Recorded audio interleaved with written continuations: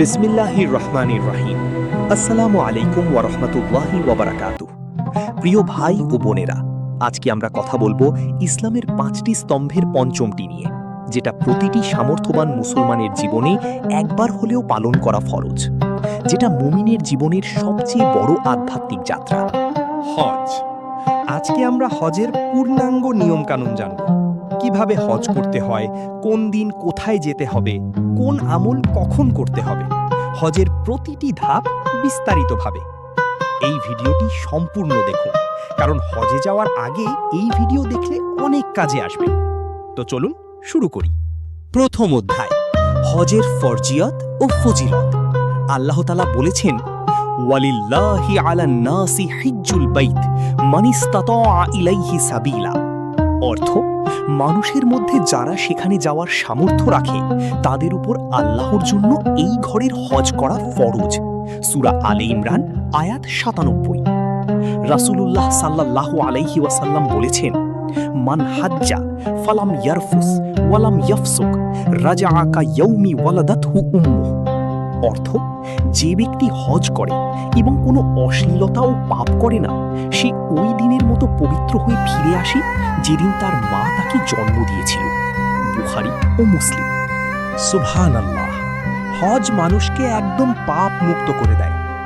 আরেকটি হাদিসে এসেছে, আল হাজ্জুল মাবরুরু লাইসা লাহু জাযাউন ইল্লাল জান্নাহ। অর্থ, মকবুল হজের পুরস্কার শুধু জান্নাত। বুখারী। হজ কার উপর ফরজ? হজ ফরজ হওয়ার শর্তগুলো হল: ১. মুসলমান হওয়া, ২. বালেগ বা প্রাপ্তবয়স্ক হওয়া, ৩. সুস্থ মস্তিষ্কের অধিকারী হওয়া, ৪.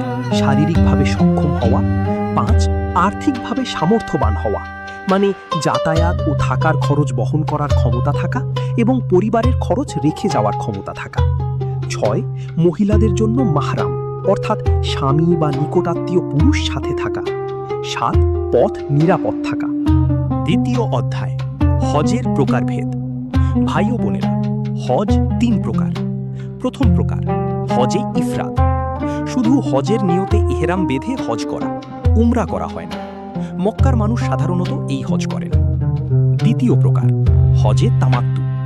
প্রথমে উমরার নিয়তে ইহরাম বেঁধে উমরা করা, তারপর ইহরাম খুলে সাধারণ জীবনযাপন, তারপর হজের ইহরাম বেঁধে হজ করা। বাংলাদেশ সহ বেশিরভাগ দেশের মানুষ এই হজ করেন। তৃতীয় প্রকার, হজে কিরান। একসাথে হজ ও উমরা উভয়ের নিয়তে ইহরাম বেঁধে উভয়টি একসাথে সম্পন্ন করা। ইহরাম একবারই বাঁধতে হয়। তৃতীয় অধ্যায়, হজের পূর্ব প্রস্তুতি। ভাই ও বোনেরা, হজে যাওয়ার আগে কিছু প্রস্তুতি নিতে হবে। প্রথম প্রস্তুতি, তওবা করা। হজে যাওয়ার আগে সমস্ত পাপ থেকে তওবা করুন, মানুষের কাছে ক্ষমা চান, পাওনা পরিশোধ করুন। দ্বিতীয় প্রস্তুতি, হজের নিয়ম কানুন শেখা। হজে যাওয়ার আগে পুরো হজের নিয়ম শিখুন, কারণ না জেনে গেলে ভুল হতে পারে। তৃতীয় প্রস্তুতি, হালাল অর্থ সংগ্রহ। হজের খরচ হালাল উপার্জন থেকে হতে হবে।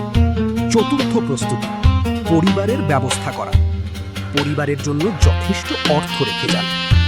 পঞ্চম প্রস্তুতি, প্রয়োজনীয় জিনিস গোছানো। ইহরামের কাপড়, সাদা কাপড়ের 2টি টুকরো পুরুষের জন্য, মহিলাদের জন্য সাধারণ শালীন পোশাক, আতর, সুগন্ধি, জায়নামাজ, দোয়ার বই। চতুর্থ অধ্যায়, ইহরাম বাঁধার নিয়ম।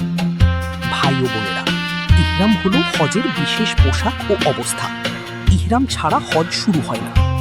ইহরাম বাঁধার আগে করণীয়: ১. গোসল করুন, পরিষ্কার হন। ২. নখ কাটুন, চুল আঁচড়ান। ৩. আতর লাগান, শরীরে, কাপড়ে নয়। ৪. ইহরামের কাপড় পরুন। পুরুষের ইহরামের কাপড় সেলাইবিহীন 2টি সাদা কাপড়, একটি কোমরে পেঁচিয়ে পরবেন, আরেকটি কাঁধে জড়াবেন। মহিলাদের ইহরামের কাপড় যে কোনো শালীন পোশাক, মুখ ও হাত খোলা রাখবেন। ইহরামের নিয়ত, লাব্বাইকা আল্লাহুম্মা বিহাজ্জিন। অর্থ, হে আল্লাহ, আমি হজের জন্য হাজির। তামাত্তু হজ হলে প্রথমে উমরার নিয়ত, লাব্বাইকা আল্লাহুম্মা বি উমরাতিন। অর্থ, হে আল্লাহ, আমি উমরার জন্য হাজির। ইহরামের পরে তালবিয়া পড়তে থাকুন, লাব্বাইকা আল্লাহুম্মা লাব্বাইক, লাব্বাইকা লা শারীকা লাকা লাব্বাইক, ইন্নাল হামদা ওয়ান নিয়ামাতা লাকা ওয়াল মুলক লা শারিকা লাক। অর্থ, হে আল্লাহ, আমি হাজির, আমি হাজির, তোমার কোনো শরিক নেই, আমি হাজির। সমস্ত প্রশংসা ও নিয়ামত তোমার, রাজত্ব তোমার, তোমার কোনো শরিক নেই। ইহরাম বাঁধার পর যা নিষিদ্ধ। ষষ্ঠ অধ্যায়, মক্কায় পৌঁছানোর পরের আমল। ভাই ও বোনেরা, মক্কায় পৌঁছানোর পরে প্রথমেই যাবেন মসজিদুল হারামে। মসজিদুল হারামে প্রবেশের দোয়া, আল্লাহুম্মা আনতাস সালামু ওয়া মিনকাস সালাম ফাহাইয়িনা রব্বানা বিসসালাম। উচ্চারণ, আল্লাহুম্মা আনতাস সালামু ওয়া মিনকাস সালাম ফাহাইয়িনা রব্বানা বিসসালাম। কাবা শরীফ দেখার সাথে সাথে দোয়া করুন, এই সময় দোয়া কবুল হয়। সপ্তম অধ্যায়, তওয়াফ। ভাই ও বোনেরা, তওয়াফ হল কাবা শরীফকে 7 বার প্রদক্ষিণ করা। তওয়াফের আগে হাজরে আসওয়াদের কাছে এসে দাঁড়ান। কাবা শরীফ বাম দিকে রাখুন। তাওয়াফ শুরুর দোয়া, বিসমিল্লাহি ওয়াল্লাহু আকবার। উচ্চারণ, বিসমিল্লাহি ওয়াল্লাহু আকবার। হাজারে আসওয়াদ চুম্বন করুন বা হাত দিয়ে স্পর্শ করুন বা হাত উঁচু করে ইশারা করুন। এরপর কাবা বাম দিকে রেখে হাঁটতে শুরু করুন। প্রথম 3 চক্করে পুরুষরা রমল করবেন, মানে একটু দ্রুত কাঁধ দুলিয়ে বীরের মতো হাঁটবেন। তাওয়াফের সময় যা পড়বেন, রুকনে ইয়েমানি থেকে হাজারে আসওয়াদ পর্যন্ত পড়বেন রব্বানা আতিনা ফিদ দুনিয়া হাসানাতাও ওয়া ফিল আখিরাতি হাসানাতাও ওয়া কিনা আযাবান নার। উচ্চারণ, রব্বানা আতিনা ফিদ দুনিয়া হাসানাতাও ওয়া ফিল আখিরাতি হাসানাতাও ওয়া কিনা আযাবান নার। 7 চক্কর শেষ হলে মাকামে ইব্রাহিমের পেছনে 2 রাকাত নামাজ পড়বেন। তারপর জমজমের পানি পান করবেন। অষ্টম অধ্যায়, সাই। ভাই ও বোনেরা, সাই হল সাফা ও মারওয়া পাহাড়ের মধ্যে 7 বার হাঁটা। এটা হযরত হাজেরা আলাইহা সালামের সেই স্মৃতি যখন তিনি শিশু ইসমাইলের জন্য পানির সন্ধানে এই 2 পাহাড়ের মধ্যে ছুটেছিলেন। সাফা পাহাড়ে উঠে কাবার দিকে মুখ করে দাঁড়ান। তারপর পড়বেন ইন্নাস সফা ওয়াল মারওয়াতা মিন শাআইরিল্লাহ। উচ্চারণ, ইন্নাস সফা ওয়াল মারওয়াতা মিন শাআইরিল্লাহ। তারপর 3 বার তাকবীর বলুন। তারপর সাফা থেকে মারওয়ার দিকে হাঁটুন। সবুজ আলোর মধ্যবর্তী অংশে পুরুষরা দৌড়াবেন। 7 চক্কর শেষ হবে মারওয়ায়। নবম অধ্যায়, উমরা সম্পন্ন করা। ভাই ও বোনেরা, তামাত্তু হজের ক্ষেত্রে তওয়াফ ও সাইয়ের পরে উমরা সম্পন্ন হবে। এরপর মাথা মুন্ডন বা চুল ছোট করবেন। পুরুষ মাথা মুন্ডন করা উত্তম, না হলে চুল 1 ইঞ্চি পরিমাণ ছোট করবেন। মহিলা চুলের একটি গুচ্ছ কেটে ফেলবেন। মাথা মুন্ডন বা চুল কাটার পরে ইহরাম খুলে ফেলুন। এখন সাধারণ পোশাক পরতে পারবেন। 8 তারিখ পর্যন্ত মক্কায় থাকুন ও ইবাদত করুন। দশম অধ্যায়, 8 জিলহজ, হজের শুরু। ভাই ও বোনেরা, 8 জিলহজ হল হজের প্রথম দিন। এই দিনকে বলা হয় ইয়াউমুত তারবিয়া।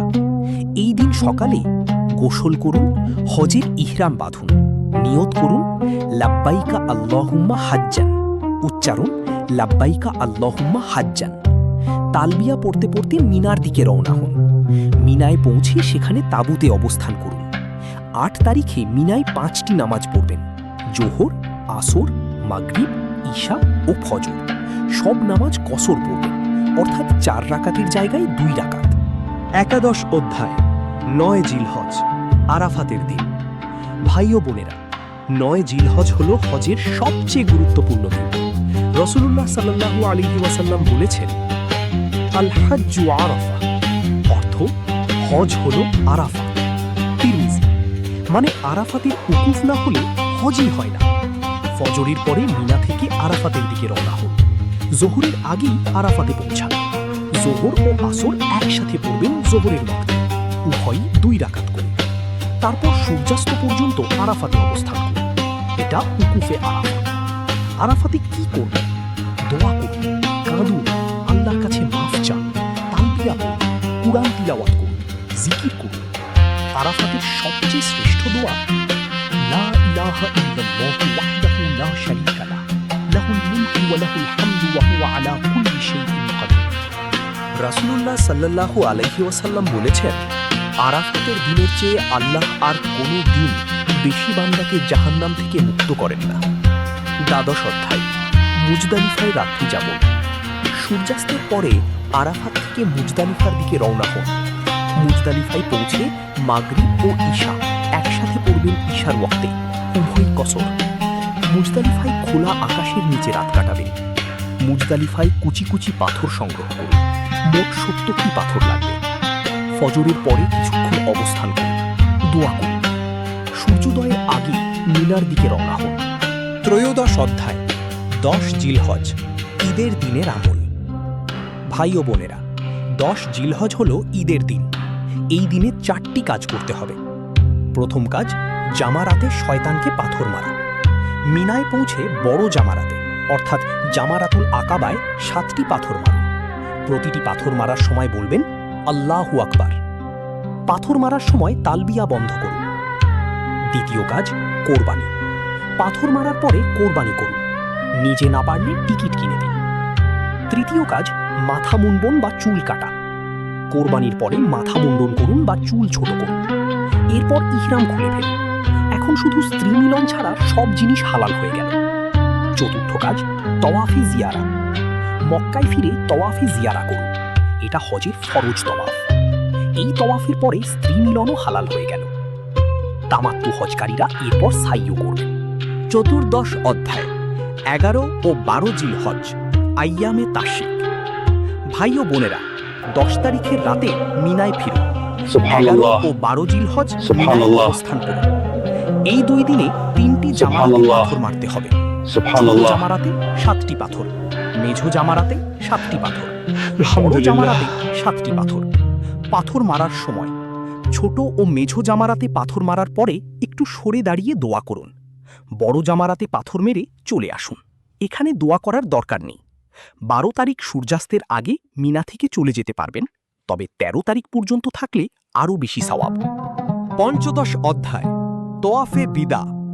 ভাই ও বোনেরা, মক্কা থেকে চলে যাওয়ার আগে তোয়াফে বিদা বা বিদায়ী তোয়াফ করতে হবে। এটা ওয়াজিব। না করলে দম অর্থাৎ একটি পশু কোরবানি করা লাগবে। তোয়াফ করার পরে মাকামে ইব্রাহিমে 2 রাকাত নামাজ পড়ুন।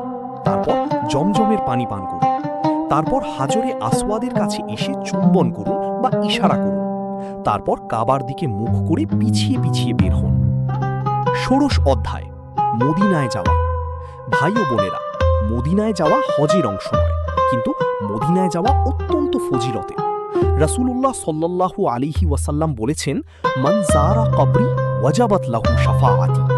মসজিদে নববীতে 1 নামাজ পড়লে 1000 নামাজের সওয়াব। মসজিদে নববীতে 40 ওয়াক্ত নামাজ পড়ার চেষ্টা করুন। রওজা শরীফ জিয়ারত করুন। বলুন আসসালামু আলাইকা ইয়া রাসূলুল্লাহ। সপ্তদশ অধ্যায়, হজের ওয়াজিব ও ফরজ। ভাই ও বোনেরা, হজের ফরজ 3টি। 1, ইহরাম বাঁধা। 2, আরাফাতে উকুফ। 3, তাওয়াফে জিয়ারা। এই 3টির যে কোনো একটি বাদ গেলে হজ হবে না। হজের ওয়াজিবগুলো: 1, মিকাত থেকে ইহরাম বাঁধা। 2, আরাফাতে সূর্যাস্ত পর্যন্ত থাকা। 3, মুজদালিফায় রাত কাটানো। 4, জামারাতে পাথর মারা। 5, মাথা মুন্ডন বা চুল কাটা। 6, সাই। 7, তওয়াফে বিদা। ওয়াজিব বাদ গেলে দম দিতে হবে অর্থাৎ পশু কোরবানি করতে হবে, কিন্তু হজ আদায় হয়ে যাবে। অষ্টাদশ অধ্যায়, হজের সুন্নত। হজের কিছু সুন্নত আছে। 1, মিনায় 8 তারিখের রাত কাটানো। 2, আরাফাতে জোহরের পরে খুতবা শোনা। 3, আরাফাত থেকে ফেরার সময় শান্তভাবে আসা। 4, মুজদালিফায় ফজরের পরে কিছুক্ষণ দাঁড়িয়ে দোয়া করা। 19 অধ্যায়, দম। ভাই ও বোনেরা, দম হলো হজের ভুলের জন্য কোরবানি। কখন দম দিতে হবে? 1, কোনো ওয়াজিব ছুটে গেলে। 2, ইহরামের কোনো নিষেধ লঙ্ঘন করলে। 3, মিকাতের আগে ইহরাম না বাঁধলে।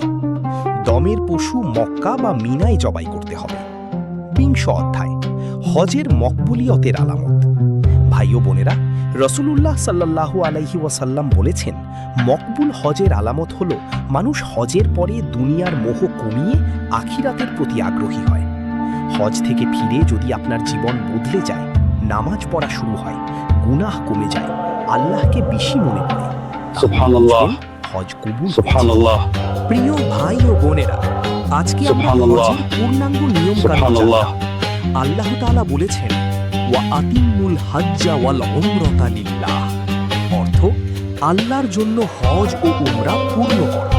সূরা বাকারা সুবহানাল্লাহ, আয়াত 196। সুবহানাল্লাহ। যারা হজে যাচ্ছেন তাদের জন্য দোয়া করুন, আল্লাহ আপনাদের আলহামদুলিল্লাহ। হজ কবুল করুন, হজে মাবরুর নসিব করুন। আর যারা এখনো যাননি তাদের হজ করার তৌফিক দিন। আমিন ইয়া রব্বাল আলামিন। আল্লাহ হাফেজ। সুবহানাল্লাহ, সুবহানাল্লাহ।